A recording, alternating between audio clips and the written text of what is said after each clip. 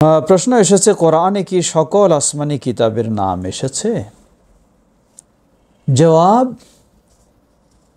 কোরআনুল কারীমে আসমানি কিতাবের নাম যেভাবে এসেছে, সুপ্রসিদ্ধ কোরআনুল কারীম ছাড়াও যেগুলি তাওরাত, ইনজিল, জাবুর, সুহফে ইব্রাহিম ও মূসা, এগুলি কোরআনুল কারীমের মাঝে স্পষ্টভাবে এসেছে।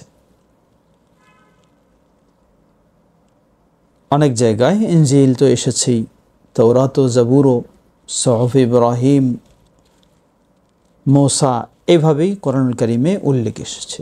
এছাড়া নামসহ এইভাবে উল্লেখ আসেনি। তাই আমরা এক্ষেত্রে ঈমান রাখব, কোরআনুল কারীমে যেগুলি নামসহ, নবীসহ স্পষ্টভাবে এসেছে ততটুকুই সেগুলিকে বিশ্বাস করব। আর যেগুলি নামসহ আসেনি, অস্পষ্টভাবে এসেছে, সেগুলিকে আমরা সেভাবে বিশ্বাস করব।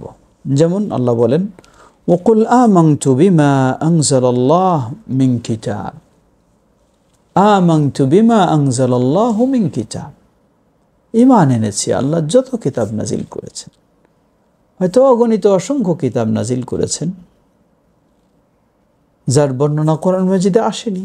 যেমন অসংখ্য নবী রাসূল রয়েছেন যাদের মাত্র 25 জনের বর্ণনা কোরআন মাজিদে এসেছে, ঠিক সেভাবেই বর্ণনা কোরআন মাজিদে আসুক আর নাই আসুক, যতটুকু আসবে বর্ণনা সেটুকু সেভাবেই, আর যেগুলি এমনি শুধু এসেছে আল্লাহ নাজিল করেছেন সেগুলিকে সেভাবে আমরা ঈমান আনবো।